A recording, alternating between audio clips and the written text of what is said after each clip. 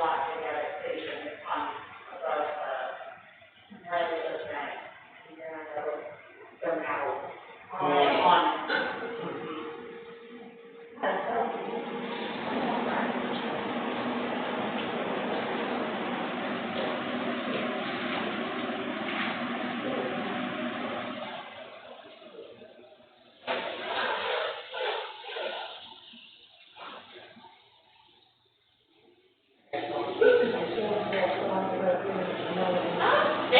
Well, but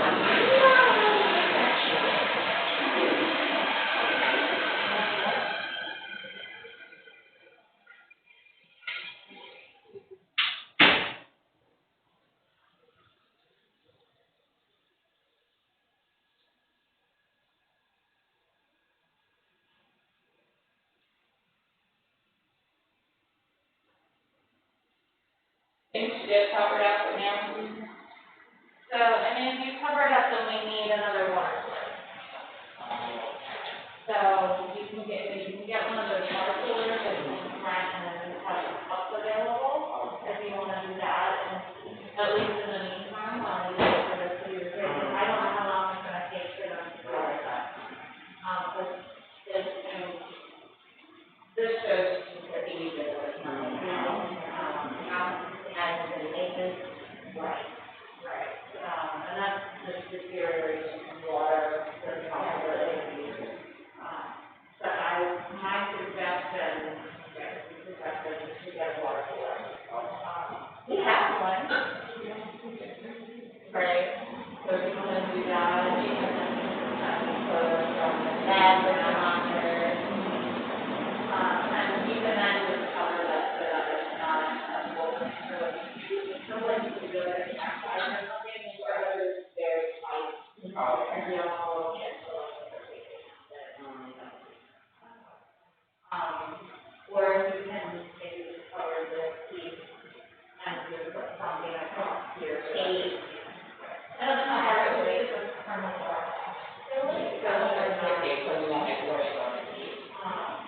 Then you just put a water off to it and then cover the piece that would show that this is not easy. And it's like a nice little sign. But I just think you want to put something over it, even if it's not being used, because you don't want the kids to look at it and then have that. And kids love things that they're not. Exactly. So like here you can see this like that's gonna be, I recommend to go to the council with that. And once they figure out that it works once, they. All be satisfied, yeah, those kind of things that like record the water hands. Right. Those things, right? So we'll address that, and then, like, I mean, this is the water boiler. Right. Right here, there's an outlet right there, so that would be empty now, that's an option, but I think that's gonna be better, and then, because of COVID, having single serve, like a water cooler, and then you get covered it, so, here, water out of the phone, something like that, that's fine, because then it's not as clean of the spot. Because otherwise you're really going to need to like clean up the tile. This is better for the water cooler anyway. It's a lot easier. Yeah, I tried to wait. Yeah. Geez, this is great. I know. There's pros and cons to having them because obviously then you have like buttons that the kids want from. And kind of gets the funnel effect and, you have touch available. Does that work? I would need to ask my supervisor for some time, filtered water, so I don't see why it would be. This is not, well, I don't know, I don't have that available to be able to say yes or no. But I can reach out to my supervisor and find out from her if that would be acceptable. I haven't tried it, so let me make sure.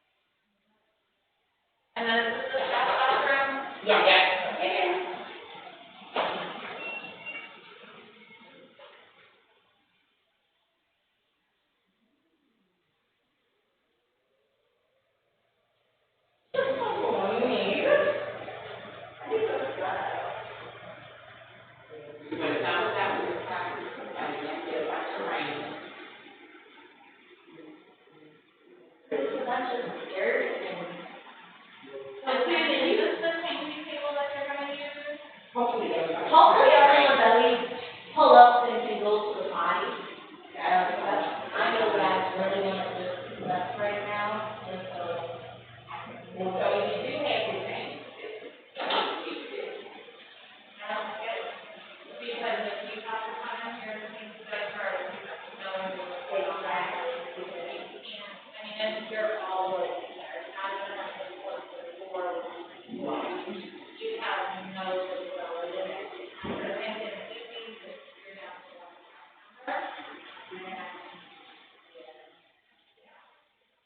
I would definitely recommend the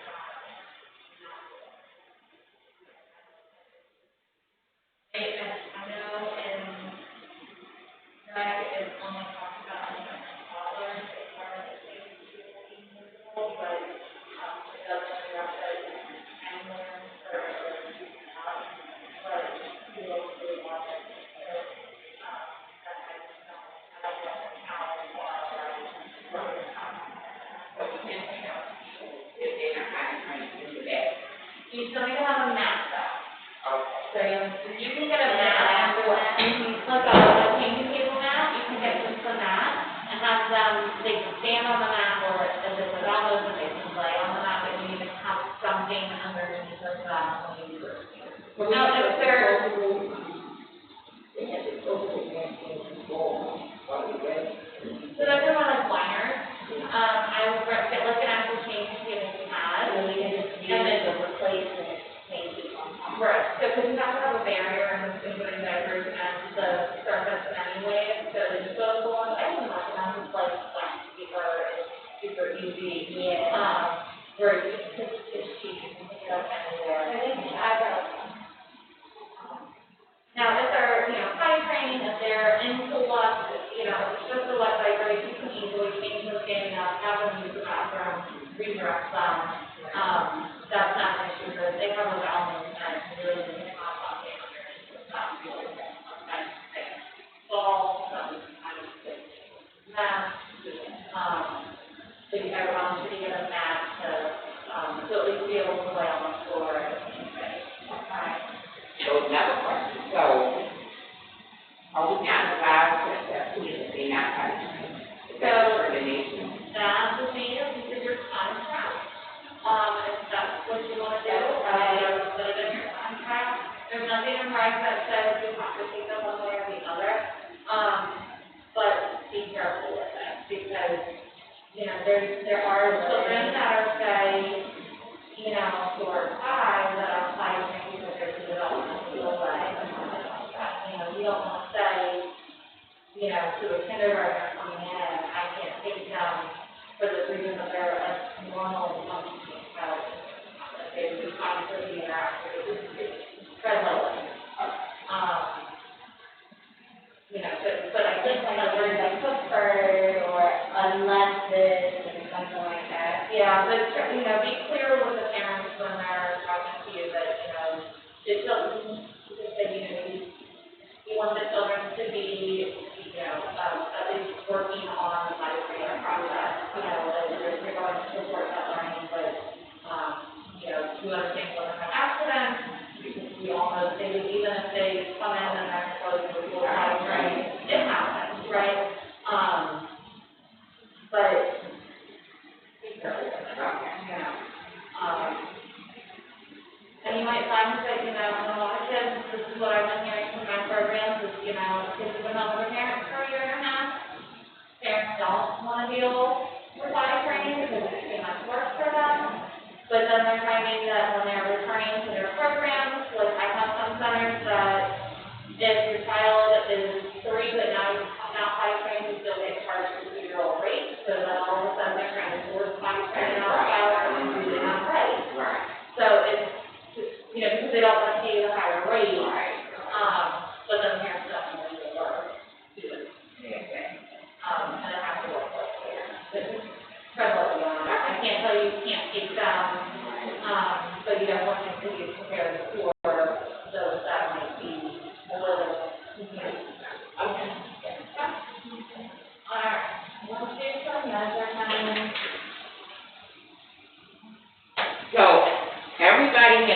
wear masks indoors, So right now, okay? it is highly recommended. Okay, It is not required. okay, how we recommend it. If you, that's for us. If you want everybody to be masked, you make that your policy, everybody needs to be masked. Okay. But they don't have to be. Not for us, but you can have a stricter policy than what we require. You just can't have a less stringent policy. So if you come here and kids don't have a mask, I'm not in no trouble. No, ma'am. If you come in here and we don't have a mask, are we in trouble? No, ma'am. Okay. Well, I'm wearing mine. I hate wearing them. I did, but. And again, I'm from Carroll County up there, nobody wears a mask. Wednesday. Nobody wears a mask. And I'm talking at the grocery store, I'm talking at the center, Wow. it's, so, How's your numbers? honestly, they're not bad. I feel like everyone's probably most likely vaccinated. A lot of, I mean, our vaccination rate is fairly high, but you also have to remember that it is a primarily Republican county, we have a big, population of Trump supporters, and they think COVID is political, and, Real. So do you wear your mask when you're out up there? I wear my mask, so when I go into, like, to see my center, and I'm fully vaccinated, I go in and basically have it in my hand and say, what do you want? Okay. Right. Yeah, because I do have a couple of centers that have said that everybody is still required to wear their mask. Right. No problem. Okay. So I wear it if that's what they want. If they don't care, I generally look at what's going on in the building or what do I see, or, some programs have like very small offices where if I'm gonna be in the office for a while, I'll wear it because it's not a lot of space. I've been into some homes where it's like I hear a child talking. Okay, mask is on. I understand that they were just at the doctor's and it's, you know, nasal drip from allergies or whatever, but I gotta take them home. Right. You know, like, I don't wanna be stuck at home for 2 weeks because of something that's outside of my control. But so when I go to the grocery store, I don't wear my mask. When I go shopping, I don't wear it. Okay. You know, our school in Carroll County, masks are not required. That was a big deal. Wow. We're one of the few counties, I think, until like Wycomico, that are the two that came out and said it is not required. Wow. They'll have to wear them on the bus Okay. because it's public transportation. Okay. But in the schools, and like I was just like kindergarten orientation with my son, I would say 30% of people had masks on as adults.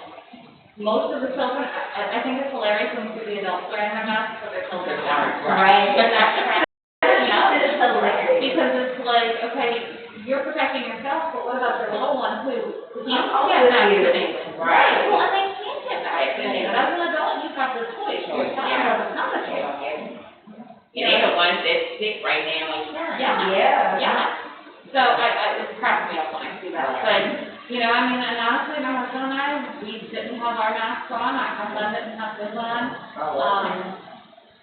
You know, our kids have been, you know, back in school last year. We didn't have any issues. Oh, good. My older children, the ones that are old enough to be vaccinated, they are. I've got another one that come November, she'll be eligible, she's getting it. Like, you know, it's, I just kind of look at it, and this is another really hot topic in my house, because my stepchildren's mother is very much anti-vaxxer. She's the one that gets to the extreme of their implanting stuff, you know, Yeah, like their their braces and braces and stuff. She's got that crazy mentality. Really, if they wanna try to, we all got fun. Yeah. Oh, yeah, It's Friday. We have social security numbers for crying out loud. Right, like, I mean, honestly, if they wanna track us, they can, and really, what are you doing that you are so concerned about? Right. What are you doing? What are you trying to hide? Right, Because that's my exactly. biggest concern, like, I'm an open book, like, my roads revolve around my children, like, it's, I'm not hiding anything. I might hide from my children. Yeah. I'm not hiding. Yeah. That's far to go.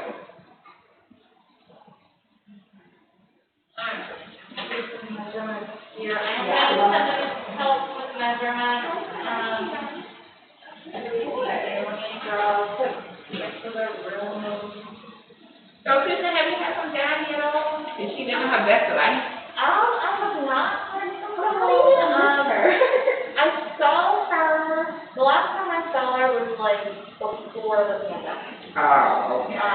We were having a party or something for somebody and I saw her, and she was happy and enjoying grandkids. But I haven't, you know, unfortunately, when COVID hit, we were all sent home, we all kind of, we were wrapped up and learning how to do our jobs again. Exactly, that's right. Yeah.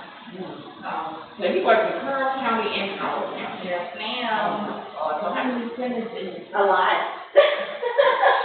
So I used to have quite a few centers and homes in both regions, but now they pull a lot of hours from us. Thankfully, we do a lot of the Carroll. So I only have right now just you guys and one other center down here. Oh, I don't have any homes down here. Oh, good. So it's subject to change. Right.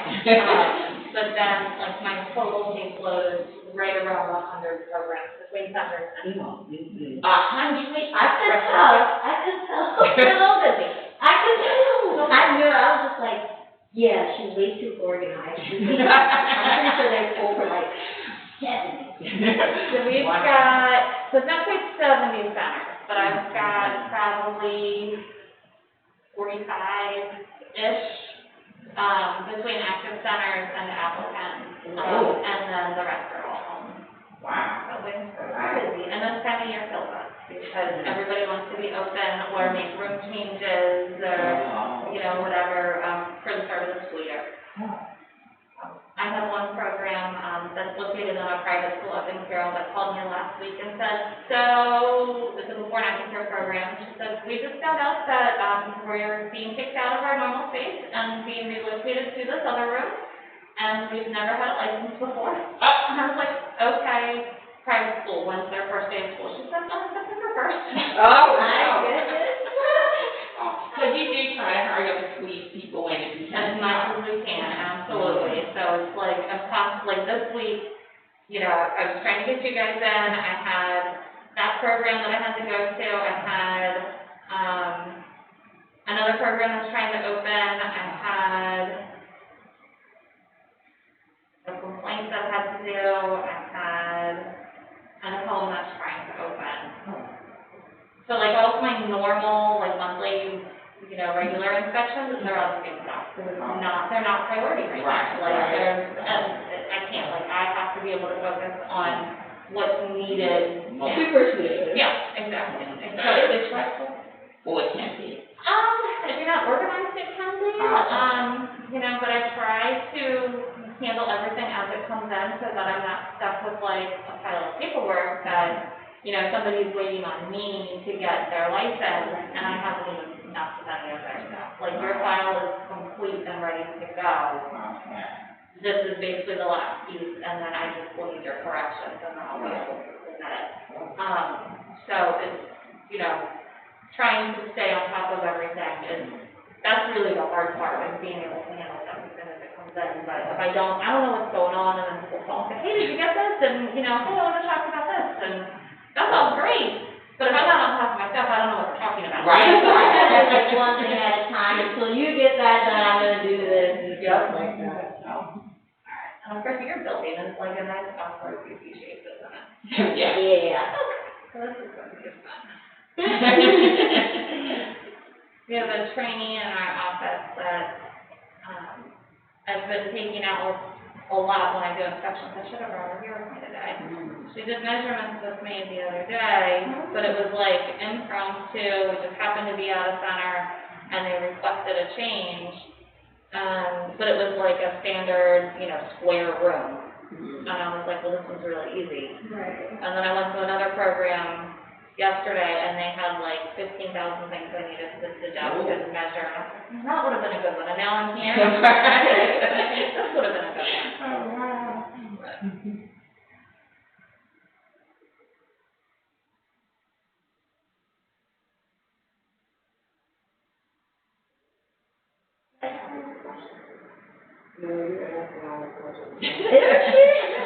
She did say, yeah, like a vacuum. She does change pretty much. It's better. So when the vaccine comes out, will you get your little one Mm-hmm. vaccinated? I will, yeah. When they initially came out, my husband and I were kind of hesitant for our children to get it because, obviously you don't, as a parent, you don't want to give your kid anything that you're not confident in, right? But the more I did my research into it, and didn't look at social media, didn't look into the news, actually, read the information about it, and then I got it, and my husband got it, and by that point, my two oldest, they had this, and then they were both over 18. They decided on their own they were gonna do it, I don't know say enough, that's on them, but they were also very good about doing their own research. We got it, we're fine. Which one did you get? Moderna, we both got Moderna. No complications. It's funny, I reacted to the first shot, which most people reacted to the second. The first one, what do they make you wait, 15 minutes or so? Right. So you wait for 15 minutes, that's absolutely fine. I had to go downtown to get it because the state was offering it, for state employees, these little clinics or whatever. So I had to go downtown to get it because it saved me from having to try to find an appointment somewhere. I'm driving back home, and I was about 30 minutes into my drive, and I, broke out in a sweat, and was, extremely hot, and was really shaky, I have that feeling you haven't eaten in days, kind of shaky, felt really, it was 45 degrees outside, and I had all of my car windows down, and I was, dripping in sweat, and then I was extremely tired, and I got a bad headache. So I was concerned that I was if this is how I reacted to the first one, right. Came home that night, basically went to bed, and was fine the next day, and my arm felt like I had been beaten with a baseball bat. That piece I expected. When I went to get the second one, I had no issues whatsoever. I didn't even have a sore arm the second time. Wow. So I was like, okay, this works. Right. So then how did your husband do? He was just tired, after both of them. He didn't have any other issues, and both of my girls, they were absolutely fine when they got theirs, and they had no issues. And then my daughter's best friend, she got the Johnson one, before it had been taken off the market the first time or whatever, and she didn't have any issues either. So then when my child number 3 said she wanted to get it, my husband was asking me, well, which one should we get for her? And this was recently, and I said, while the Johnson & Johnson one and done is nice, I said at this point it has so many questionable things that, and she is my, I don't like needles, I'm gonna cry as soon as you mention it. We took the kids to get flu shots last year, and the 5-year-old's sticking his arm out, waiting for it to be done, and giving the nurse a high five, and she's sitting there in a ball of tears. And she's 16. Oh, that's not bad though. So for her, in theory, the Johnson & Johnson makes sense. But we were you know what, it's just, there's too much question. Yeah. Even though we know people that have gotten it and it's been out for 8 times. And then, we said, if we have the choice between the Pfizer and Moderna, just because we know how we reacted to Moderna, and we've been time, we would prefer her to get that one as well, and that's what she ended up with. Oh, okay. And she didn't have a problem? No, none. So that was the one real conversation we had as far as which one. Because for him and I, we were both just what's available. Right. What can we get? Yeah. Because back then, it was so hard to get an appointment. That you just took what you could get. Right. Now it doesn't really matter. Right. So we did good. You know, when I called the they had they couldn't even lift that one. It was bad. Mine was really bad. It was bad. I only had cold chill, and that was it for one day. That's not bad. Frustrating in the moment, but that's good that you didn't have anything. I was fine. I think I had a headache with the first one. That was it. I felt lightheaded, not a headache, it was really light. Good, I'm glad nobody's had anything crazy. Like I said, can't move. Right. Yeah, I definitely reacted worse than anybody else in my family. And all of my parents have gotten it, they didn't have any issues. My grandmother, she got her first shot. She didn't react very well to the first one, but then she had a fall, ended up in a nursing home, and had all kinds of issues in the nursing home, and then ended up back in the hospital with a whole bunch of things, and then they found out she had COVID while she was there, and that she never actually got her second shot because it was supposed to have happened, like, during all of that time, and then she ended up passing away. Oh, no.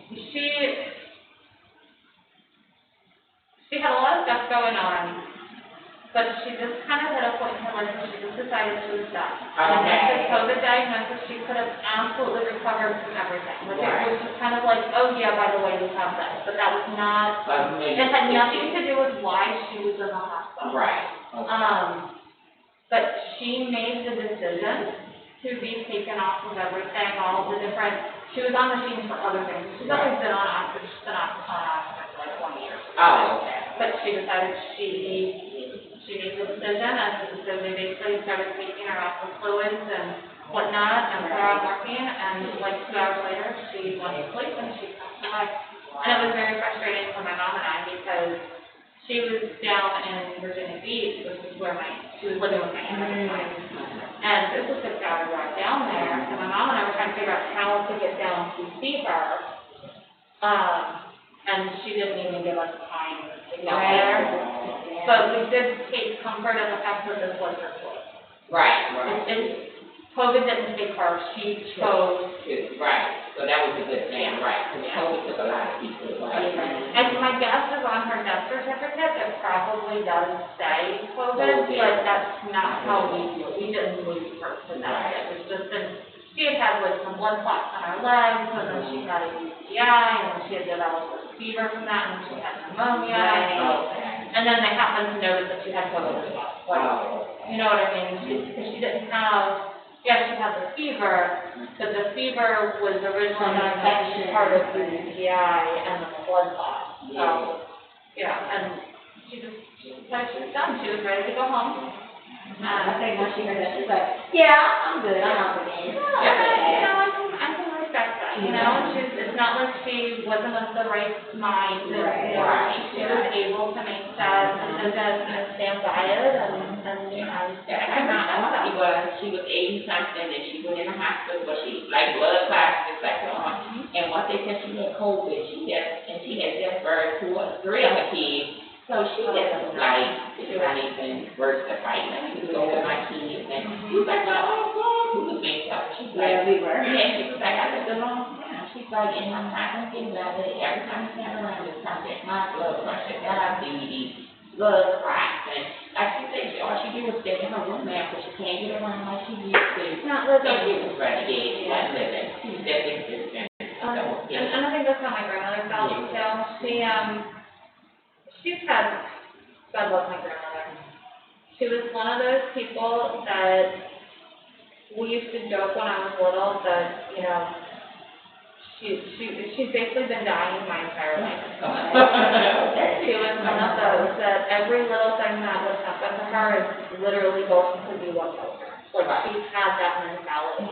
And she was one of those people that would doctor shop to find somebody to diagnose her with something that's 10 times worse than whatever it was that she actually had. And then trying to convince doctors to stop giving her medication to treat the side effects of the medication that are treating the side effects of the other. How about we take her off of all the meds, figure out what's actually wrong with her, and fix that. Exactly. And it took, unfortunately, she lived here in Maryland most of my childhood, and then she moved out to Colorado where my family out there. And so, you know, the doctor shopping that she did here, it just kind of continued on over there, and the family out there wasn't very good about staying on top of her. And when my grandfather passed away, my grandmother and my grandfather had been living with my aunt and uncle in their house. It was really not a healthy environment. The house was disgusting, is the best way to put it. Like, my aunt didn't clean anything, they would smoke in the house, and you could tell. I mean, like, the walls were yellow. So what made them go with you? It was cheap. Oh, That's basically what it is. It was cheap. Well, my grandfather passed away, and my aunt out there, she's not a nice person, I can't stand her. And this is your mom's sister? This is my mom, her brother, so it would be my mom's sister-in-law, Oh, okay. was hanging out there, because she went to live with her son at some point. When my grandfather passed away, my grandmother moved out and got herself an apartment. Oh, What's good? Good for her, right? Good. Unfortunately, she had to get a second-story apartment. She walks with a walker. oh, Half the time the elevator wasn't working, so she would be like stuck, right, because she can't go up and down the stairs. right. Now my aunt and uncle out there, they have 5 kids. Each of them have 3 to 4 children as well. So there's a lot of family out there. Yeah, a lot. You would think. You would think. There was one person out of all of them that would check on my grandmother somewhat regularly. Oh, My cousin Tricia would call her every day, which was great. right. As far as physically going to see her, maybe once a month. My aunt and uncle, who lives 5 minutes up the road, went to her apartment 1 time in 2 years. Oh, my goodness. 5 minutes? 5 minutes. My mom, who lives here, would fly out 3 or 4 times a year to go and see her. And she would go out and she would be like, my mom would spend 2 days just cleaning her apartment, because again, my grandmother walks with her. She can't clean her oven, she can't mop her floors, you know what I mean? Like, helping her do her laundry, taking her to the grocery store and stocking up her freezer, because my grandmother, she would go to the store, she could drive, but she could only buy enough groceries that she could set on, like, the seat part of her walker, because she can't carry. Right. So and then because of what she had, she was spending more money than she should for convenience packaging, because it was lighter. Right, but she has diabetes, and so it's like she was eating foods that weren't good for her. So then my mom was going and, stacking up her fridge, and stacking up her freezer, and cooking her, meals for a week so that she could eat good food. But my mom, she lives here, she doesn't live there. Well, that's only helpful, but so much. Right. She didn't want to come back and stay with your mom. So my mom doesn't have room for her. And then she got sick. She was having issues with her liver. And so the decision was made, over the years, my grandmother had slowly transferred, like, my mom's name onto everything and gave my mom, like, power of attorney and that kind of stuff.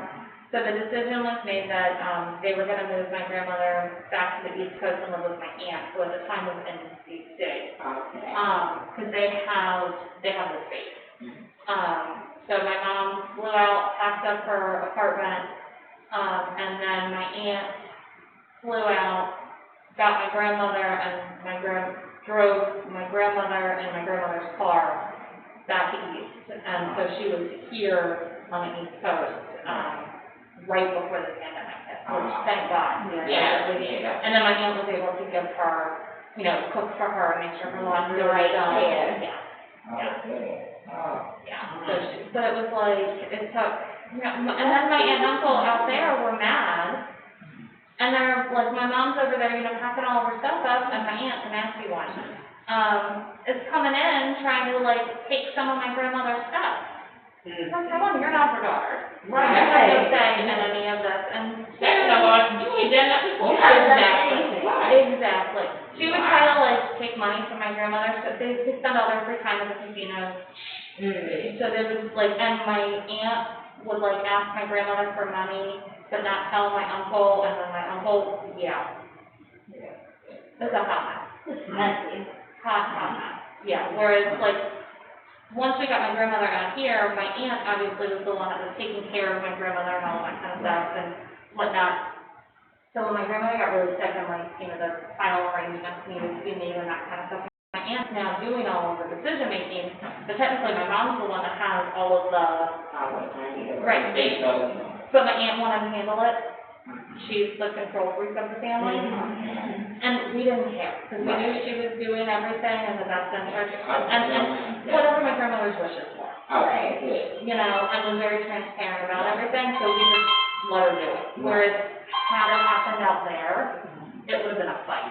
Right. And my grandmother doesn't have any money, she has like a $5,000 life insurance plan, I'm not even gonna cover all of the medical. Right. Like, there's no money there. Like, there's nothing to fight for. Right. Woo. Bam. Gotta love them, right? Right. Always something. All right, congratulations, girl. I gotta figure out how to do my little cheat sheet. That's literally good.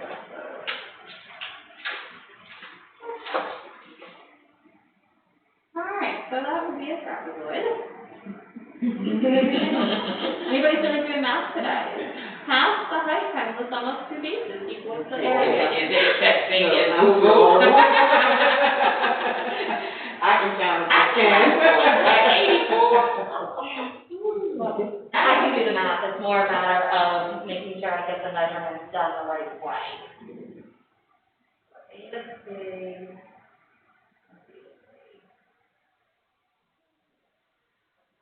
Start with that, because that's somewhat complicated.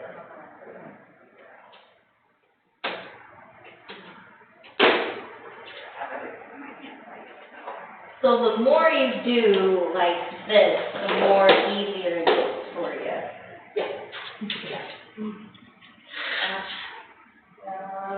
If you can hold this end, so this piece here is an inch, so we want to make sure that this is like included in the length. Does that make sense? Because I don't want to shortchange you an inch. So we're going to go from this corner.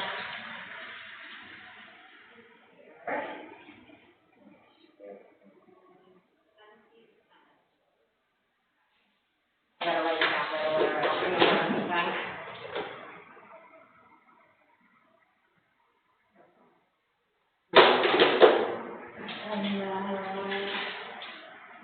No, you We're gonna need to do it down on the floor, because I need to see what it is here. Across. But we're gonna have to come out this way, because I can't measure behind the wall. So from whatever that is.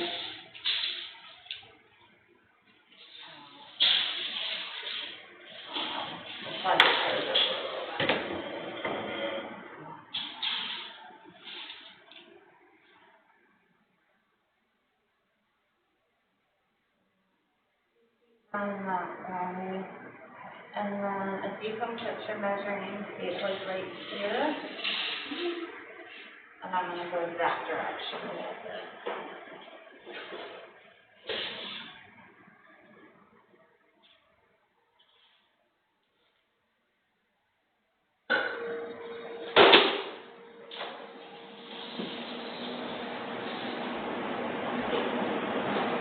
I can do that.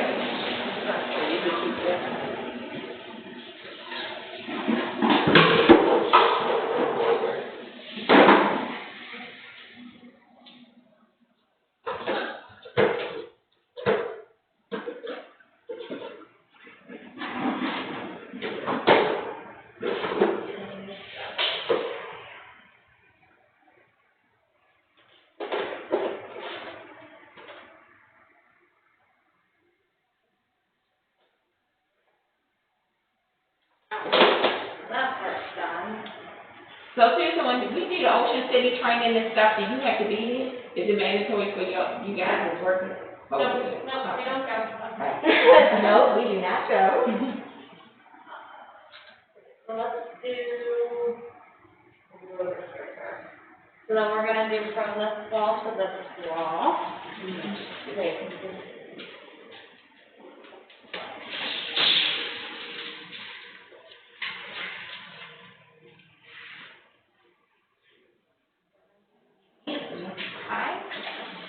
And then we're gonna go all the way down, so if you wanna start there.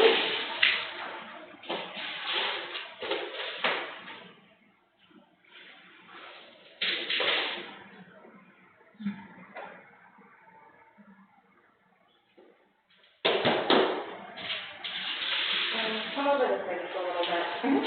Straight shot.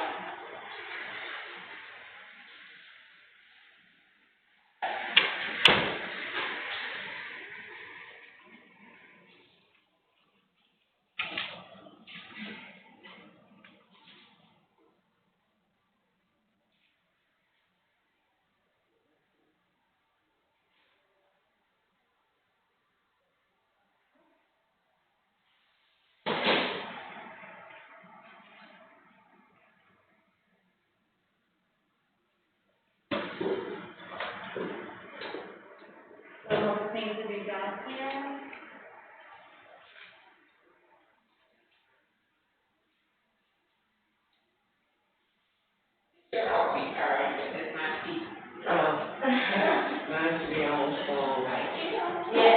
coffee was fully activated this morning, I was not keep still.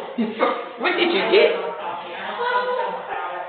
I drink coffee all day long, like, I know how to cup right up until I go to bed. You know what I mean? That's me. I know I'm healthy, but like, I can't, I love it. I have way too much going on in my life to not. So are you the Dunkin' Donut girl or Starbucks? Starbucks.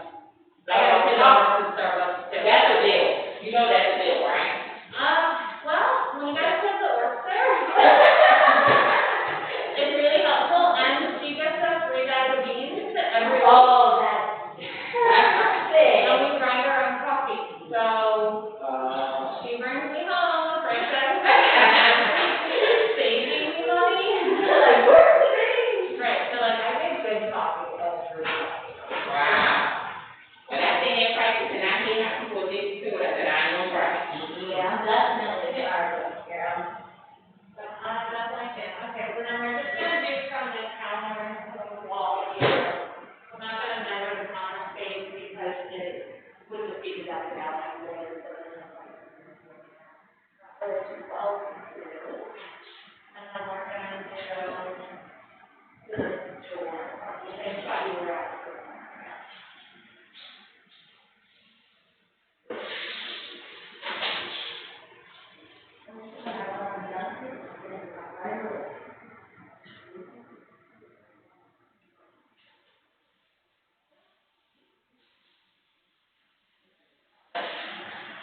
Guys, you want your coffee up there?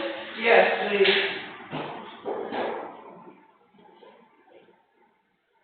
Oh, Jody in there. Very good. Well, that's You me. know she's going to come. What do you have today? Sweater. Hey, Nice to your house. Susan, did you get to that stage that you like this? No, not yet. Not yet. My mom's trying to figure out how I'm having a great area with her. And with all the drama that goes on in my house, I don't know how I'm having a great area. My husband's covered, and he swears that like, cause I color my hair, and he's like, I swear you just color your hair to hide it. And I'm like, no, like I always ask her, like, do you see any of this? It's the coffee. Right, I'm gonna go with that. I'll keep it up. But you definitely don't like to take it back. Yeah, no. I'm trying to figure out where the celebration key came from. How did you find it here? Yeah, people are always amazed at how long I've got to spend my oldest is about to turn 20 this weekend. Yep, that makes me feel. Wow. Yeah. Well, we kind of did the same thing. Yeah. 35, 34, 33, and then 23. Yep, I've got, it's crazy. You had to let kind of age. So, 5 years ago, 32. Oh, my God. And was that pregnancy totally different? Yeah, Oh. yeah, so. I'm sorry, I didn't ask. It was the other one I was playing. Oh. But I was high risk with that. Oh. I wasn't, my own thyroid condition, that wasn't diagnosed when I was pregnant with my other kid, so, Oh. but I was with him, so.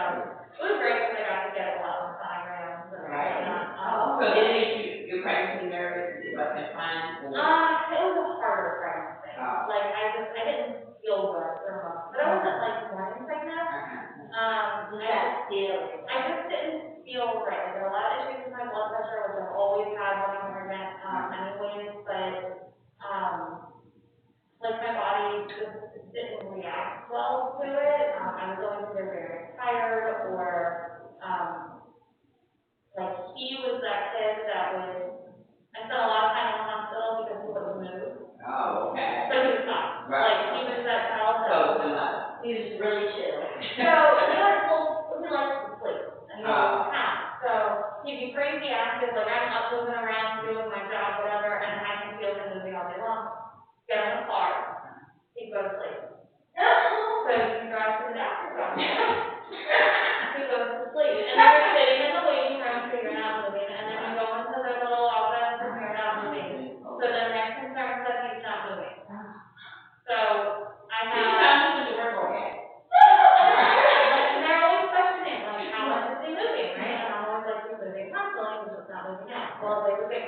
because they would like try to push him and nudge him and do all that stuff, and he was very fun. And of course, like, because he's not moving, like, his heart rate would drop lower, and so then they come into the hospital for monitoring.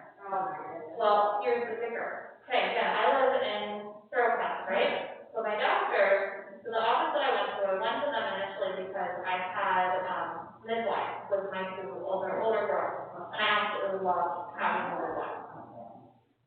So this practice, the same practice I could use, with them, I obviously went back to them, and with your high risk, you can't have them midwives, they're an actor. Okay, fine, whatever. But they only deliver out of Howard. Because Howard allows the midwives to work in their hospital. Carroll does not. So, I'm in Eldersburg. They're sending me to the hospital, so then I have a 45-minute drive down here to the hospital to get 2 days of sleep. So, the first time this happened, my husband's panicking, of course, because I'm calling him and saying, hey, they're sending me to the hospital, blah, blah, blah. So, of course, he dropped what he's doing and he met me there. And for him to finally decide he's going to wake up and move around in the hospital something else. We were there for like 6 hours. 2 weeks later, guess where I left again? 4 times we went through that. Oh, no. 4 times. So what did you think about him? Nothing changed. Yep, so when he was born, I was He had natural history. I natural for all of it. Yep. My first 2 were natural. My second one, I actually had no medication whatsoever. God help me, I don't know how I did that, but I'll never forget.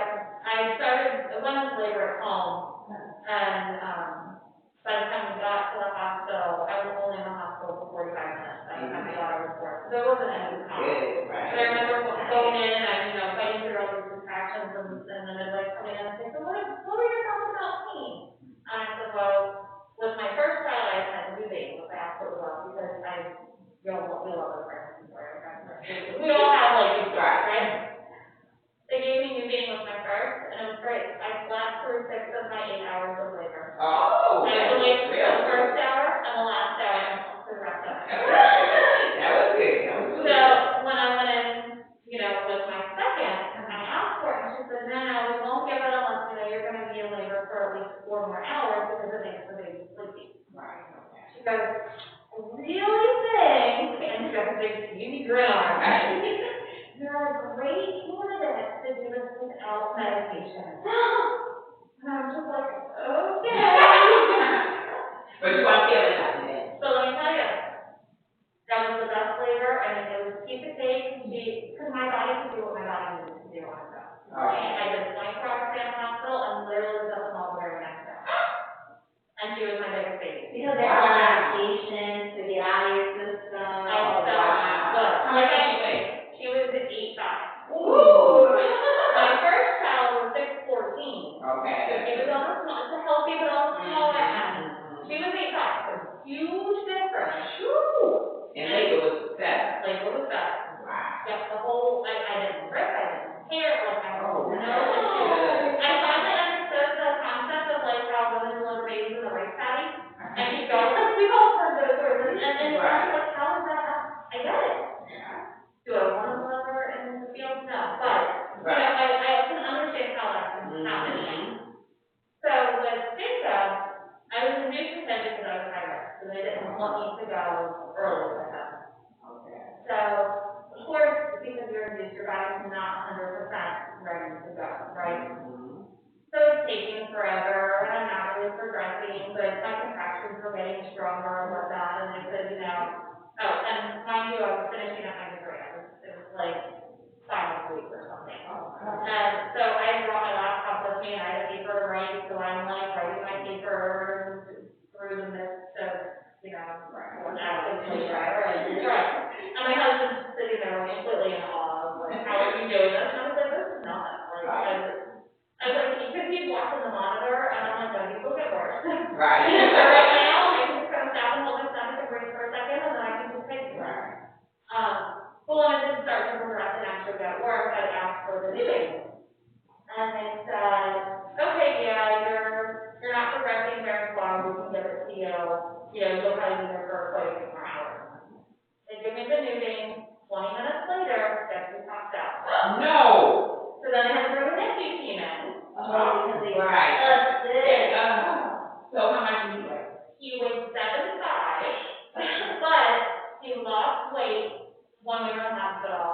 because he wouldn't eat. All he wanted to do was sleep. All he did was sleep. And it's partly because you probably like to sleep. And partly because his nervous system. So we didn't have to stay long or anything like that. Okay. We just, he was healthy, they just have to bring in that team for extra monitoring and stuff. But he has always been my sleeper, he's always been a great napper, like even now, like we've been spending the summer transitioning out of nap in the garden. So it's nothing to find him like all on the floor in a ball, shouting, like, and he's that kid that like, when we're in the car, if it's a long drive, we'll say, if you're tired, you can take a nap, and so, no, I'm not gonna take a nap, but the sun's in my house. You know what that So it'll be like, I'm talking like pitch black, and my husband and I will get into it, like, sun's in the dark again. That's it for you. Yeah, no, I haven't used that out. 6 was enough. That's it. I really didn't want him to begin with, my husband convinced me, because like, we already had 5, so we didn't know that. So how many girls are there? So, we totally have 4 girls and 2 boys. Oh, okay. 2 of the girls are my husband's, and 2 of them are mine. Okay. And then, the 1 boy is my husband, and then they have a birth together. Okay, so yours is one foot. There's one So, together. yeah, Yours, yeah. mine, and ours. Yeah. Oh, okay. That's Yeah, you what- had it, yeah. yeah. So, So that's it. You don't owe him nothing else. You don't owe him nothing else. we are done. Yeah. Oh, Well, and theory at this point is I'm gonna have grandkids before my youngest is out of the house. yes. And it's the age, because the age gap between the older kids and him. So your oldest girls, they want kids, they talk like they want a family. So, my oldest now, Okay. she is very much like career driven.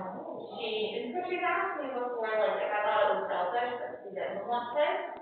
And I said, absolutely not. I said, if you know that that's not something you want, at least not right now, or anytime in the near future, and you're taking steps to ensure that that doesn't happen, there's nothing selfish about that. I'd be more upset with you with letting something happen, getting something that you don't want to do, Right. and then not mentally be in a place to handle that, because if your focus is your career, then that's where your focus needs to be. Right. Now, my husband's oldest, Kylie, she's going to school for nursing, she has always been our nurse first, she's always been like the mothering child. She has, so in my house, she has 5 siblings, but then at her mother's house, she has 3 more. Oh, okay. So at her mother's house, she's the oldest, and then at my house, she's the second oldest. So she has always had little ones around. We anticipate her to basically go through college, get her degree, probably marry her boyfriend in college, probably have 3 or 4 kids, and then once they're in school, she'll start working. Like, we picture that for her. I mean, what she does is her decision, but that we can totally see that. Oh, okay. Yeah, so, and that's one, we're not there yet. Oh, okay. Yeah. So my house is always busy and loud and never clean and. Sounds like you. Wow. Mine's loud and busy with grandkids, so. No. 9 grandkids? Still for sure. Oh, yeah. Oh, they are. Oh, no. But, I didn't ask them. I know nobody came to me and said, nobody asked me. I think that should be a step before you become a grandmother. Ask me, get my permission. Yeah, but I was sure I'm going to go. Yeah, the first time I told my mom I was pregnant, I was 17. The conversation. Were you skinny? Oh, it's different, I brought my mouth for her. Oh, wait a minute, no. I seriously did. I told my church pastor and my high school cheerleading coach before I told my mother. Wow. My cheerleading coach is my next door neighbor, so lived in the house, so scared to walk. Okay. I told her that I was trying to look at the flip squad for safety purposes, obviously. And then also that, if she heard screaming and whatnot, that I was on ready in case she saw blood.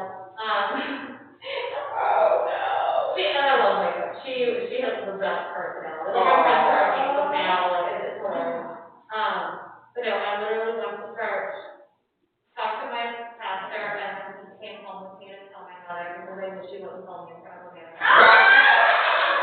So now, Well, how did you know? Because you definitely have to know. Late.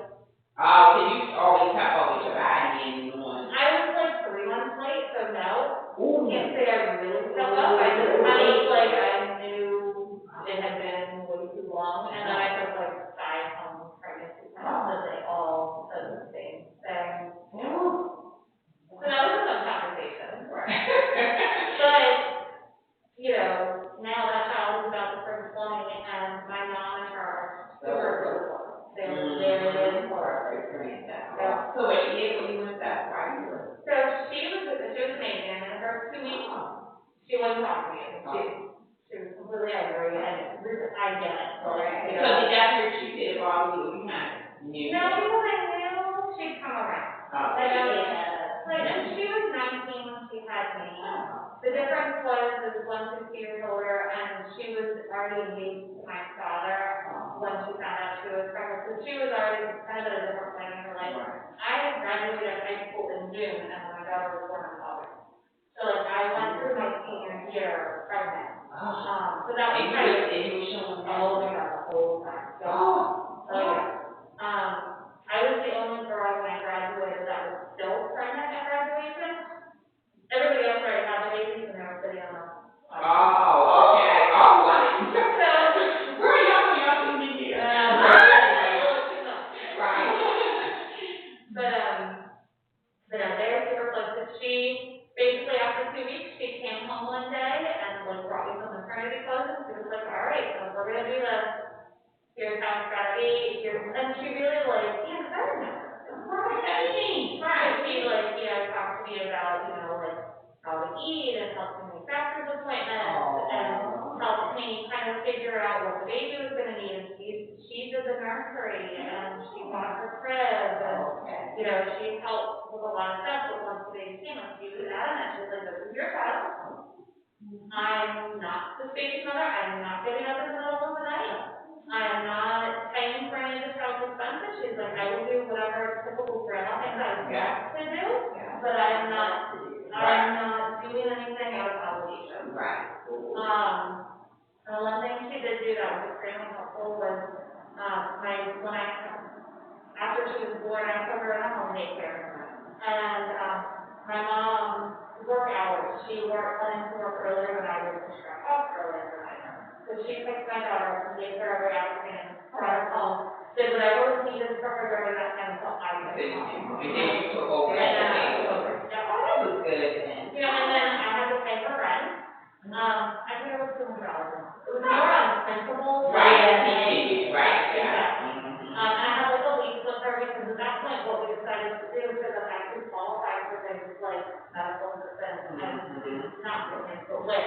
Right. And that kind of stuff, because I mean, I was making minimum wage. Right. And back then minimum wage was like $7 an hour. Yeah. You know, like that's not. So by me signing a lease with her, what we did was we established me and my daughter as one household and my mom was separate. Right. So that way I was able to qualify for some of that. Yeah. So how old were you when you finally moved out? So we moved out when she was in kindergarten. Oh, okay. We were gone for about 5 years and then we came back, because I split up with her dad. Okay. So I left with one child and came back with 2. Oh. But my mom was, she wanted me. Oh, yeah.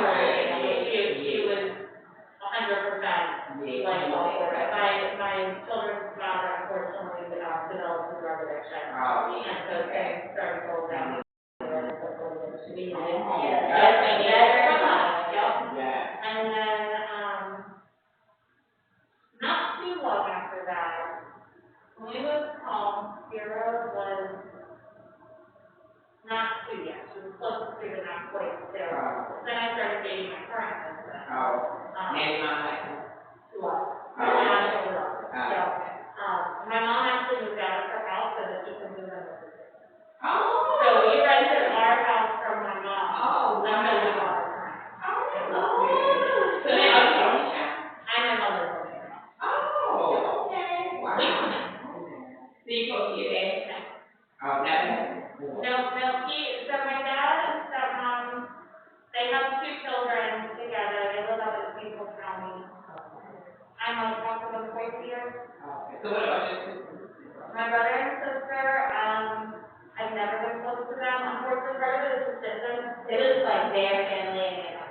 I was kind of like the black sheep when I would go up there. I was never my stepmom's priority. My brother, everything revolved around my brother and sister, you know, they were involved in scouts and sports and all of that, so they went to all of their stuff, but they would never come to anything for me. So you knew they were her children? Oh, yeah. Oh, yeah. She made it. They have no relationship with my children whatsoever. My kids don't even have like a grandparent name for them. And my 5-year-old is only seen her second twice. You know, and my dad is always, when I do talk to him, he's like, I feel like, you know, I did your stuff for service, and I really want to fix things, and family's so important. I'm like, well, you know, some work both ways. Right. They got really mad at me when they weren't invited to my daughter's high school graduation. Oh, you did? Nope. Is it because of the number of tickets you got, or just? I mean, they were reached out to me. Well, we were given 6 tickets. Okay. So me and my husband, no, we were given 5 tickets, we got it. So me and my husband, my mom, Right. and then my in-laws, we decided to go with my in-laws. So they have been there for her from day one. Oh, okay. And that's how, and then the 6th ticket was actually for my best friend, Okay. because she has been there Mm-hmm. through all of it as well, and, so when my dad and stepmom saw, you know, Facebook pictures and that kind of stuff, they were very upset that people that were not family got invited, and I said, oh no, they are family. That's right. They absolutely are family, and so, you know, if you guys want to be involved in the major life events, then you need to be involved in the minor life events. That's right, that's right. Yeah, I was just gonna show up for graduation, and we done went through so much with her. No. I don't ask them for anything, I don't reach out to them for anything, Wow. that's what it is. They're all, Yeah. look at it, all one of our faces, that's all just. And I've got, you know, my mom and her, I like my stepdad. They live together, they've been together since I was pregnant with my now almost 12-year-old. Like, you know, my daughter doesn't actually realize that he's not like her grandfather, because he's always been there. So where they from? So we've got grandma on top, and then my husband's parents are just not on Gus. My life is just Gus, but Gus. But that's who they are, you know, and they all know them, and they all have relationships with them, and they, you know, my in-laws have a very active part in my children's life from day one. You know, we worried on them all the time, you know, they help us out regularly with stuff, you know, they were invited to graduation because they deserved it. And that's what you call me. That's right. That's right, okay. Wow. Family, don't you love them? Y'all don't wanna hear the craziness with all the stepchildren. We'd be here for a week. Their dad's always chaos, that's all I can say, it's complete.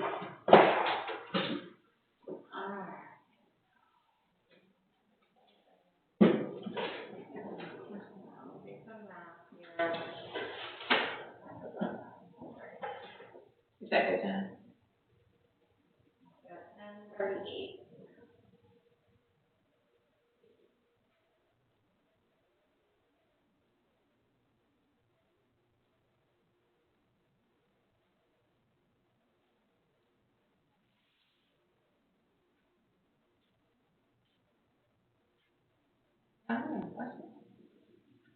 Who's thinking?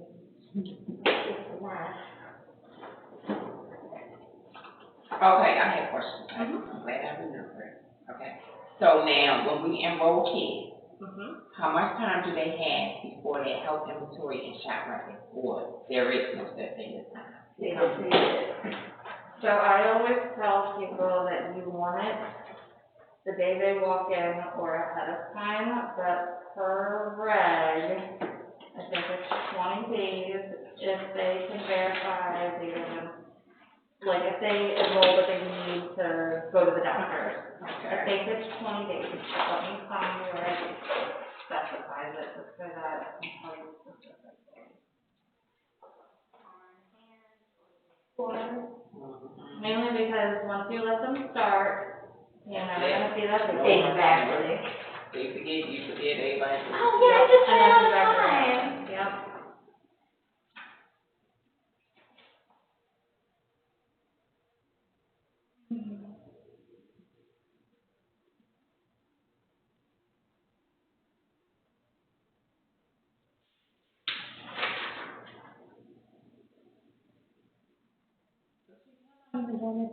About 5 years.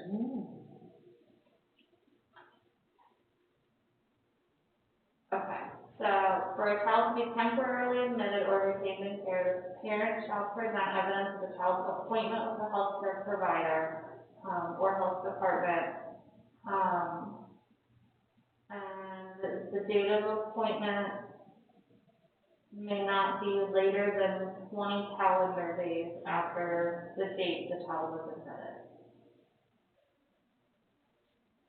And they need to provide you evidence of that, that is all of your health paperwork within 3 days of that date of appointment. Calendar days, not like weekdays or attendance days, those are calendar days. So it doesn't matter if they only come Tuesdays and Thursdays, they don't get 20 days of attendance. If they enroll on the 1st, they've got until the 20th. And then they need to get your paperwork no later than the 23rd. Does that make sense? Yeah. Okay.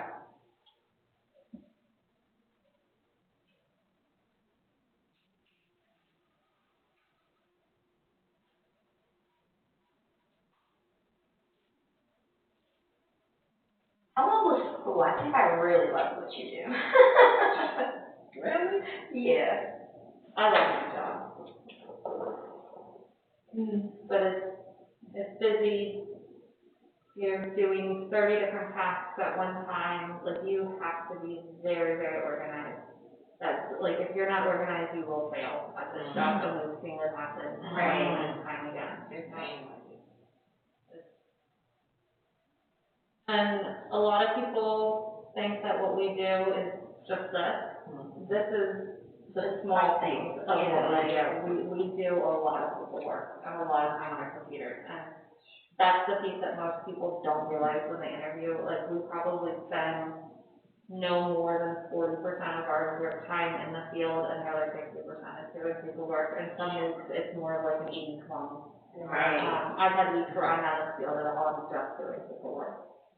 I think, you know, the thing is, if you know, right now, she's like, that's not how she works, and that's in one paper at a time.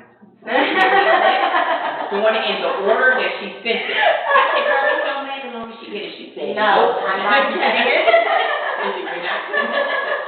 She said, whatever she puts first, that's what I'm gonna do. That's what I'm gonna do. Because I know how I like to work and be organized, so I can't imagine how you would want it to make it easier. It's So just like, piece of paper, no, I'm putting it all together at the same time in the order that you. Because I know it's like when I teach dance classes and they ask 1,000,001 questions and everything is on one piece of paper, I'm not gonna keep saying it again. Just do it, you know, or read it again or something like that. I wouldn't respond. Like, I had a family provider the other day, she's trying to get open, and, you know, we've been communicating back and forth a lot about different trainings that she has to take. And so she's, you know, giving me an update on that, and she was like, you know, okay, so is there anything else I need to be working on? I said, do you have your letter? I sent it to you January such and such. Can you send it again? No, go look. It's in your email. I just pulled up that email to find the date that I sent it to you on. Yeah, like So you can do I the can same. search Yeah. my email, you can There's search your your way. email. Right. So instead I just pulled up that email and I forwarded it to her. It made everything easier, because you're obviously not gonna go look. No, I'm not sending you the email. So she wants you to do her work, your Yeah. work, and her work again. No, like, there's a lot of things you need to be doing besides just for training. I'm glad you're focusing on that. You also need medicals, and you need releases, and you need fingerprinting, and all of this other stuff. So, like, up to it. I think the only biggest struggle was everyone doing their part. That was my biggest struggle. And I'm like, come on, guys. let's get to it. I know you said your doctor's appointment got canceled, but I need you to do it again. It's all getting back to the one. Now, well, it's easier now. Yeah, They yeah. calm down, but at first it was like, oh.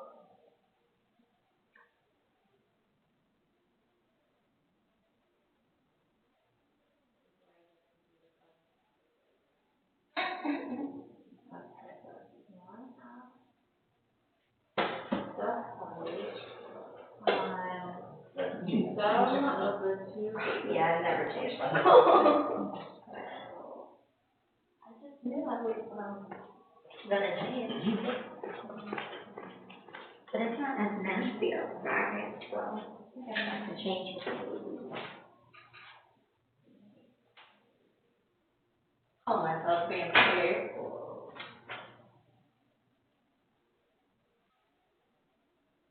I bought this orders for you guys instead of, Well, real focus. the cute one. Cute one. I have started vegetables. A lot easier to flip through if I'm letting it shut up. Oh, okay, good. And I won't get coffee on the Who's got that? mine. Yours is. So little. Yeah. I have like little to nothing, but I fill them, so if any, oh, here's yours. I think my mom's gonna qualify to be a director, or closer to it, and then I think during the school year, I'll just start getting them qualified for that. I'll be like a substitute or something. But my husband is just like academic teacher.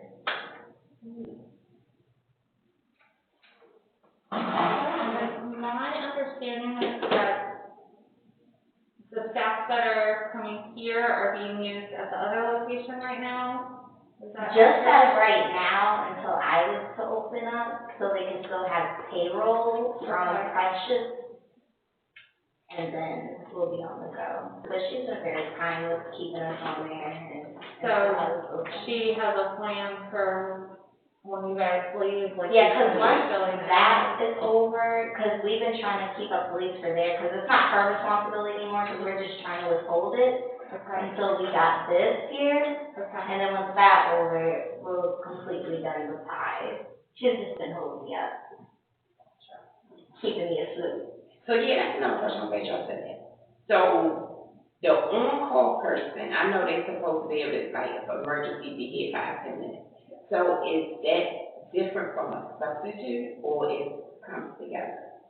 That person can easily be a substitute. Okay. That it can be, it just needs to be somebody that you decided to have an agreement with, that you know is close by, that could be here, right, if there was an emergency. So, in our system, the way we enter, this department, right? Yes. The way we enter her, and she's listed as like an other, which means that she can be used as an on-call person, but you can also use her as a substitute. Okay. So you have that flexibility. That's why we require like all the clearances for. Right, like the backups for. Exactly, because also if we're saying this person is coming in an emergency situation, they're gonna be alone with the children. Right. Right. So we wanna make sure that if we're saying we need somebody that's gonna be alone with the children, we need to make sure that they're safe to be Right. alone with the children. So you can use her however you want as well. Okay. So now, can we get another substitute? Absolutely. Okay, so the substitute has to do the same thing, fingerprint and review of information. And a medical. And And a a medical, okay. And I could use. If you can have as many substitutes as you Okay, want. that's If you have to, perfect. you know. Just get all their Right. paperwork. Yep. Okay. And then add them to the personnel list. Okay. And what should we keep that in that? Your personnel list, Yeah. you don't have to have that listed. You Okay. just have to have it readily available for me when I ask for it. Okay. So I'll pay a damage, which. That has to be posted, I would recommend you post it over here. It needs to be visible to the parents. Okay.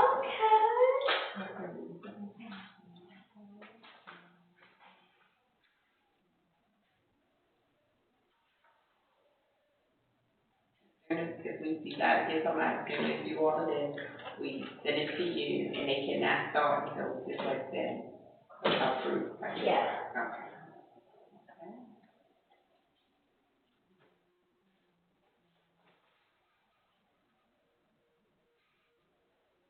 And if somebody leave or quit, you notify me immediately.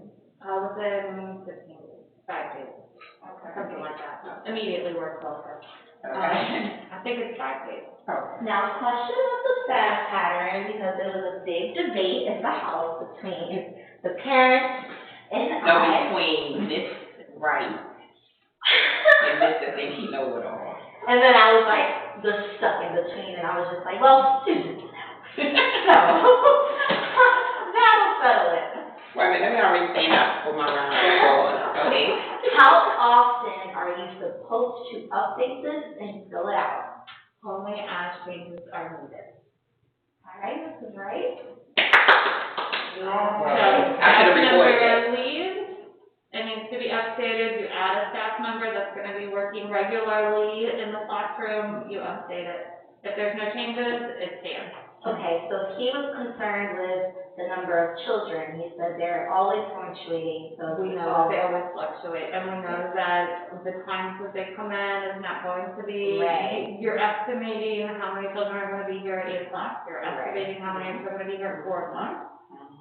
Cause this is I should have recorded this that is for you, called so you can play it back for him. This is called a staffing plan, right? It has nothing to do with the children. We just need to know that you have qualified, staff for the ages that are enrolled, and that you have enough of them for the expected attendance. All right, I'll let him know. So for the people in the back. Oh, good. Because you should have heard. No, like, it was a huge debate. It was taking I hours. had people like update them weekly and send them to me, I'm like, please stop doing that. Please stop. Well, I what? don't like them that often. I understand that you added one child and another child left. You've been on it forever. No, I listen, and they're not that much fun. They're not. And then it's like, every time you're changing these and all you're changing is the number of children, you're messing up your life. So Yeah. then I'm kicking them back and saying, you don't have a qualified person, fix it. Just leave it alone. Right. It's a Stanford pattern. I tried to tell them. Yeah, I don't think we wanna mess with it anymore. Listen how you sound. I'm telling you, kids change every day. You might have that. They never learn about the kids. You were He was so serious. He Yes. should have been. Oh, my goodness. Kiana, I said Kiana. She's like, I'm not in it. Oh, it's just out, I'll do that too. Alright, so for capacity, I got 29. This is my number. Okay. That's with transcript. So And 29 then is the credit. The 29 would be the most number of children the facility would be able to have, assuming we have a director that can have more than 20. Right. Does that make sense? Yes. Okay. Yeah. And she needs So double 20 A or and credit. under Shayna is qualified. That's it. Let me find for you the exact, number of credit.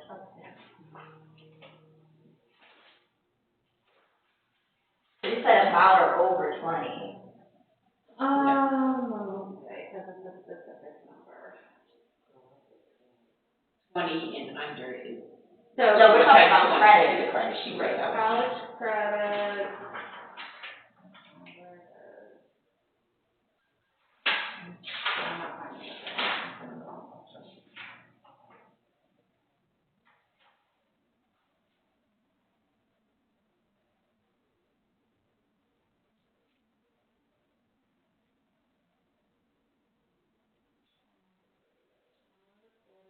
Is 30 hours of credit that, and not less than 20 hours specifically in early childhood.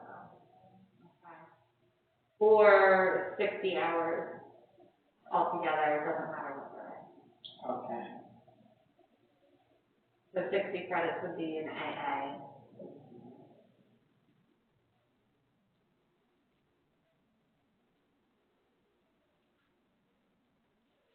So like if she started working on her degree, but didn't finish it, but did most of her coursework. Right.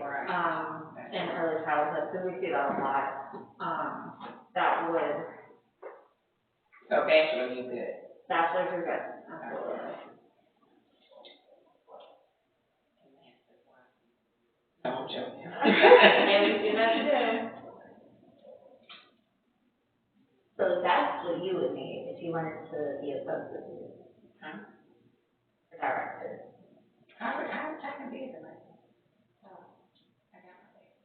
Miss Terry, you want to finish your school age? Well, can I put that, cause that's not in my file. You don't have any? Not in ours. But there was a lot of stuff I had accidentally sent over without making copies, so.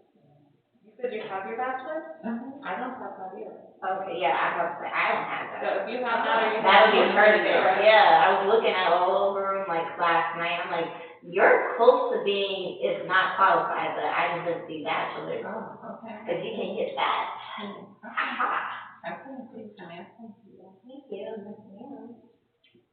So now we can tell us that everybody is qualified to do, like Terry. I mean, go ahead.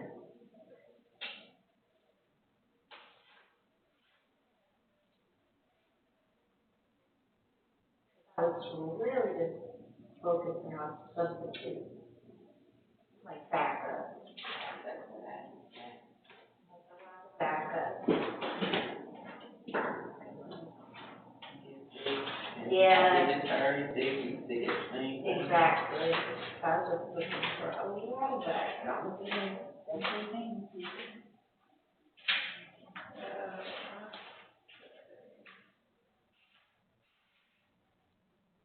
So for you, I've got this preschool. Preschool teacher. Okay, so she's qualified to be a preschool. And that is barely, I was barely qualified to be a preschool teacher. So now, once she finishes her school age, she'll be considered preschool and school age. Preschool and school is what she has, yeah. So now, how many kids she can be left alone with? A preschool teacher. Okay. And that don't have nothing to do with mixed age, 2 or 2-year-old, 4-year-old. It depends on the number of twos that are in the group, number of 2-year-olds, I mean, their ratio. Okay. So if we Wasn't it have, like 2 to 3?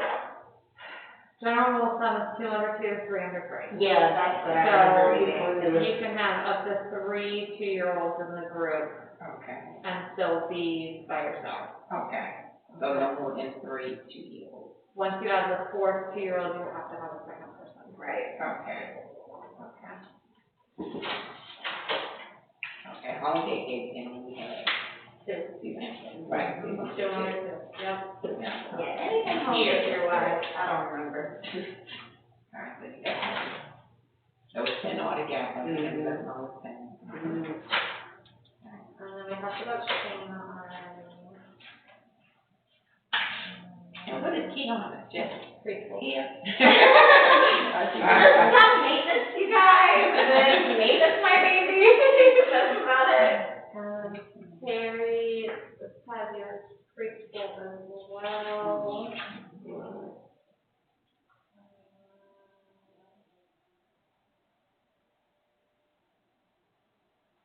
So the course I have for you still has you as an aide, so then you choose with your high school diploma, right? Yeah, y'all in my high school, y'all ain't nothing on me. I'm like, what is going on?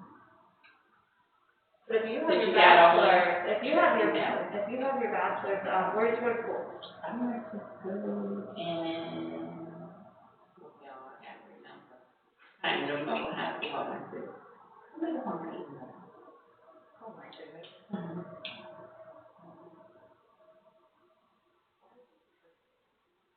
I could have sworn y'all had all of that. I just don't have that. It took me a while to get your diploma, but as far as that. Y'all finally got my diploma? Or no? I have it, but to be perfectly honest, we were questioning it.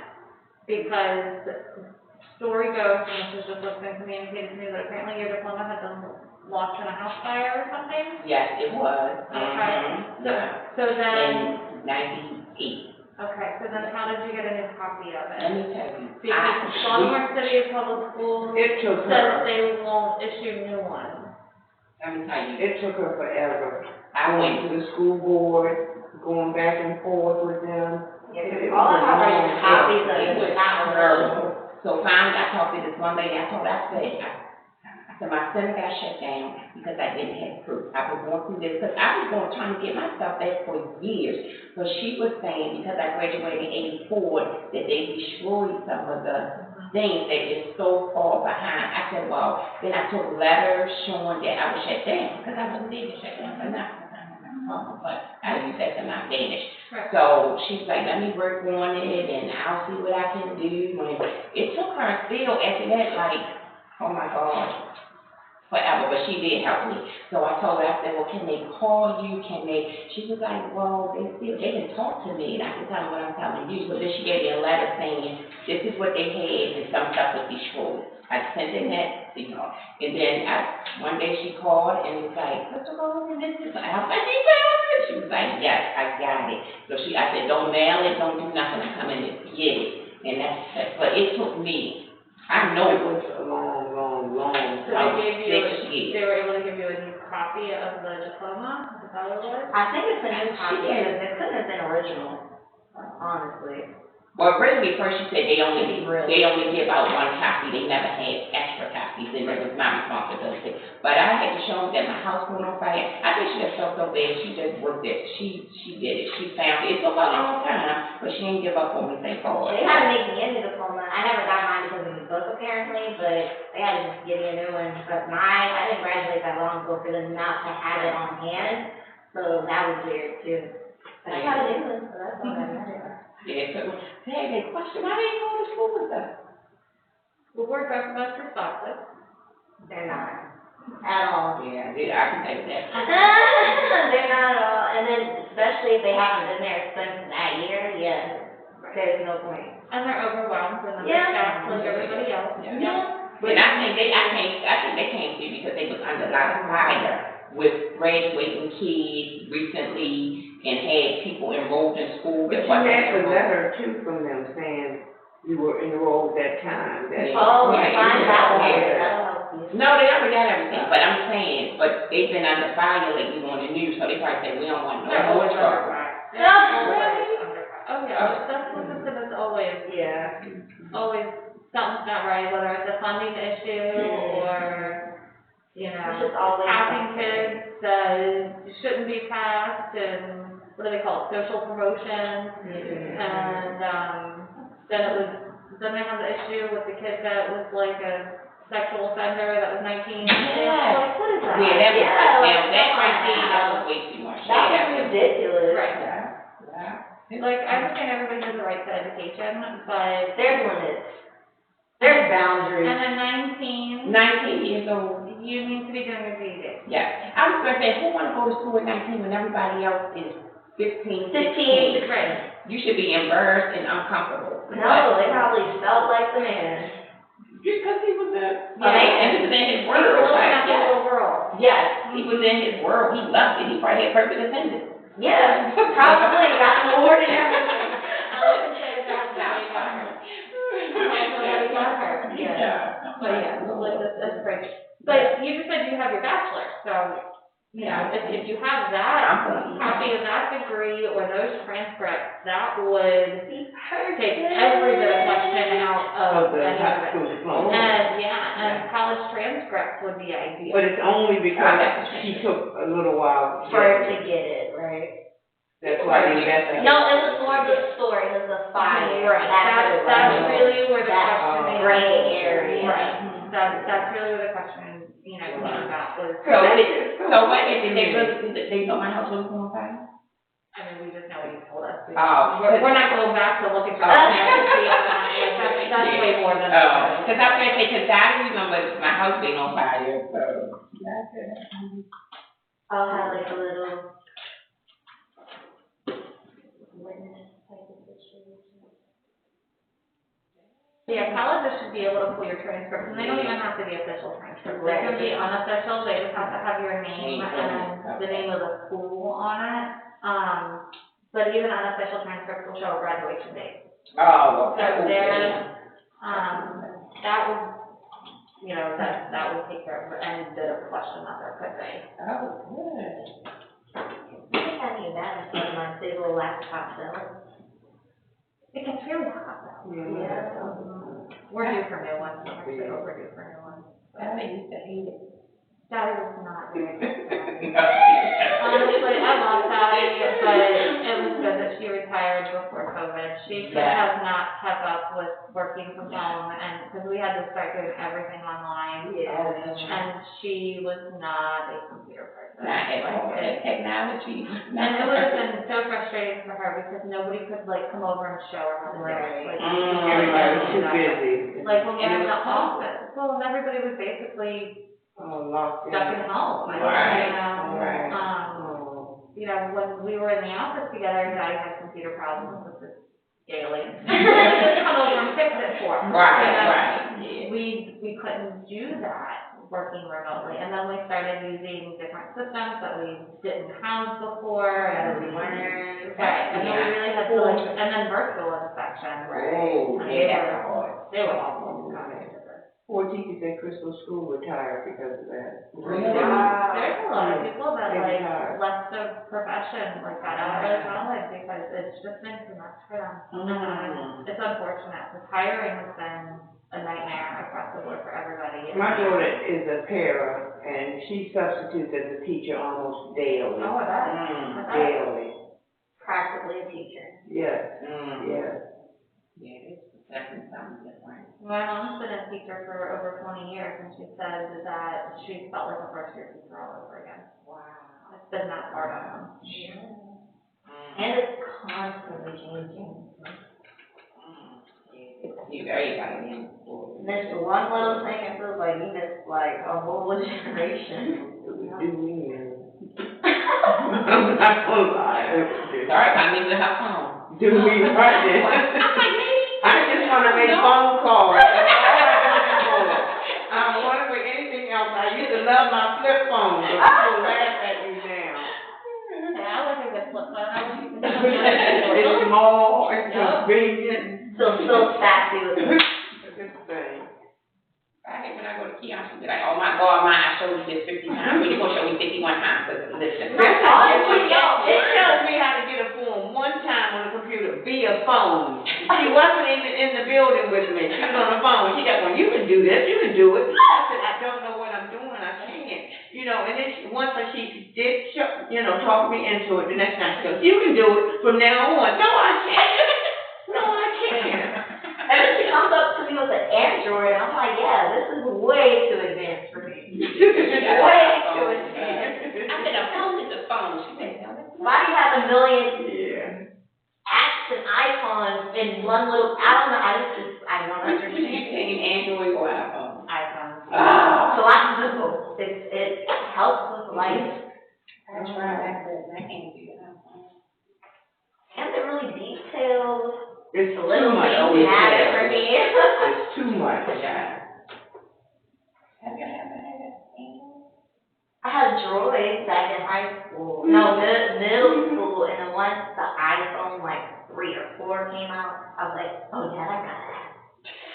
Okay, I wanna go back to the Nokias. Yeah. The Nokias.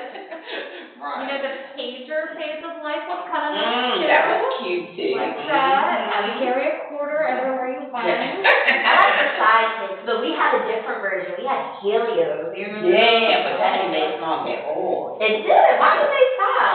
That was like the best phone. And they was gone. It was like way ahead of their time. Yeah. Yeah, they didn't make long. They didn't. They were like probably like, if they would have stayed around, they could be iPhone, honestly. Nobody, no. They just didn't come out at the right time. Nah, they were way ahead of their time. I'm like, come back. Have you been working? For your debut? You know, the other day I asked Crystal, I said, I want you to help me with the lesson plan things. And again, instead of just helping me, she goes, you can just go on it. If you put this in the computer, it pops up every lesson plan, you ever one in your life. No, it's okay. I have it down to like up until November. December, they're gonna have a whole bunch of fun. That's what I did. I helped my mother. My kids is. Right. We're a lot more hands-on though. So did I. Hey, my mother, I didn't play my mom. I was taking her to the store the other day. Girl, she was sitting in the car with her and the baby. I said, I don't know if she could get out and help me. No. Girl, I would have been crying. That was the time we ever went to the commissary. Yeah. She had to pay somebody for the groceries in the car. Are you serious? The kid was sitting in the car. I said, "Girl, she coming Thursday." I said, "Girl, she gonna get out that car." I said, "I don't think so. I really dragged the boat. It's gonna be." Like, man, you cannot, this is my child. Right. She But Keon don't, I don't bring no bags or nothing. Keon no. That's it, take care of him. What, you want me to carry your bags? And she just so like mind-boggled, like, what? I would Yeah, what's never. the difference? I'm in my sixties, you know, she should be helping me more. Yeah. You know, not that that's 100, but she But still. still. Oh, that's a lot more. Yeah. So you can do a lot more. I closer to 100 than down the other way. But that makes you think, if something happening, what is she gonna, how many is she gonna do? Right, no, I'm going in the nursing home, I already know. No, you're not this fair. You're probably more useful in my house than in the nursing home. Like, no, I need. My baby boy. Nice and cozy, got just a I'm wine. not gonna say that about, I worked in a nursing home for 10 years. I'm not gonna talk about nursing homes. I can talk about a whole lot of them. Right. Because I jumped from nursing home to nursing home, you know, as a consultant, but all of them aren't like you see on TV. Some of them are wonderful, you know, the staff, they're wonderful. The nursing assistants, they really care, you know, they treat them just like their grandma, bring them things from home when they run out, you know, and their families don't help, they'll jump in and do it, and they're not making that much money, but they do it. But then I've been to horrible ones. I was in one on Edmondson Avenue. That was the worst nursing home I've ever been in my life. They hadn't had meat in years. Mr. Baruch, a man from New York, owned that place. It was horrible, horrible. It was bought out by, that's where Nini's mother is now. Oh, is it? Right, what's the name of it now? Who owns that? I forgot. Yeah, it was the worst. They were so grateful and thankful to us. It was, whew, you know, I cried daily. Yeah. Okay, you are kind of crowd. Quick question. I didn't see, your phone. Are you using your cell phone? What are we doing? Oh, it's in the office. It's in the office. Yeah, it's in Okay, and the then you have office. phone numbers posted in there? Yes. Yes, as well. Let's take a photo. I think I had the wrong number for you, because I had the 7417508. That's fine. I still get to the office.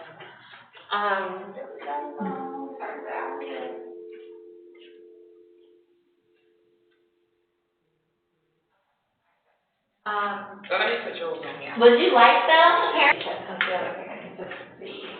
Offer vacant. It's right there. You think so? Yeah.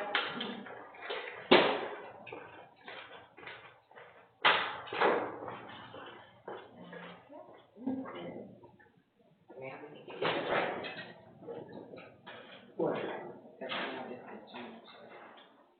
For the first date. Most likely. But Dad said he just, Well, here's what we're gonna do. That's a pretty I'm gonna read good them the list, you go through it and tell me that everything is up. Okay. Alright, so as I fill it out, you show it. So we'll start with Band-Aid. Band-Aid. Okay. You got a flashlight? no. You need to get a flashlight. Oh, wow. Right. Right. Big, small. It doesn't matter as long as it works. Okay. How about gauze pads? Either the 2x2s or the 4x4s. What is that? Yeah, I it'll think be I can white do the pad. There they are. Yeah. Yeah. Like that. That's actually gonna be your big stick. No, she got a 4x4 under it. Okay, yeah. alright, good, and then I do see the thick one there. How about 2 rolls of gauze? I think it's one of those. The tape is. So we need 2 rolls of roll, Yep. okay. Yeah. Gotcha. Got gloves in there?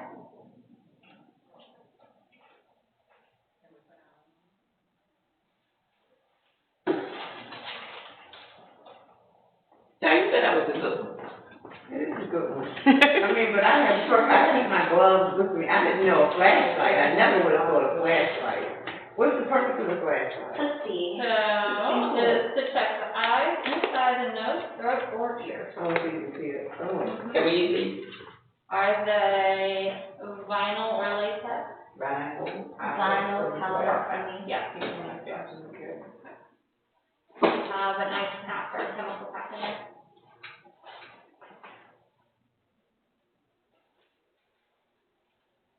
no ice pack. Alright, good ice cap. Paper towel. No paper towel. Alright, what's the paper towel? Paper towels are to clean up spills and then to be discarded. Right. So the list is on our website. It has everything, it has all the items and then what the purpose of them for. So is this the same thing, you require all of this, say if you go out to the playground, it needs to go with you? Yes, ma'am. Gotcha. Okay. Safety pins. Safety pins. I see tweezers. I see tweezers and scissors, but no safety pins.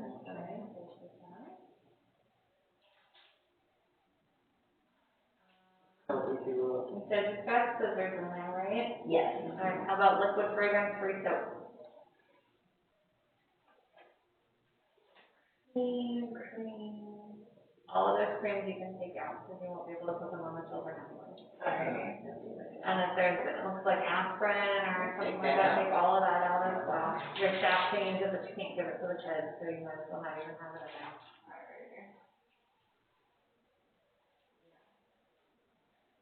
Soap. To be liquid and fragrance free.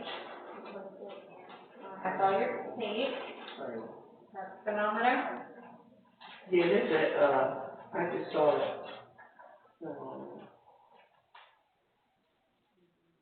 Okay, you got the script, that's fine. How about your triangular bandage?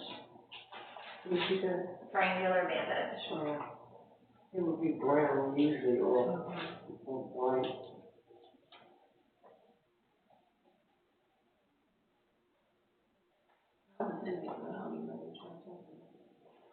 Like a sling. Yep, it can be used to, make a sling for any size.